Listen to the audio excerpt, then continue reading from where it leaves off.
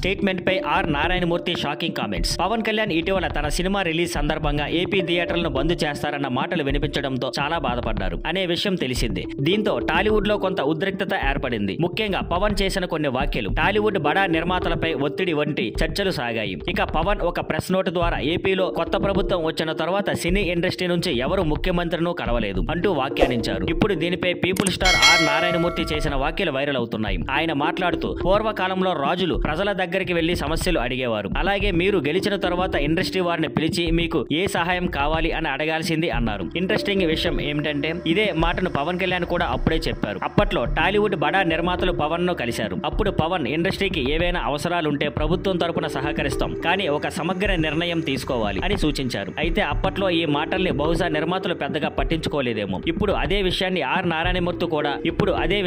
Are Narayanamurthy కూడా పునరుద్ఘాటించడంతో మళ్ళీ ఈ కామెంట్స్ హాట్ టాపిక్ గా మారాయి. Thank you for watching. Please like, share and subscribe.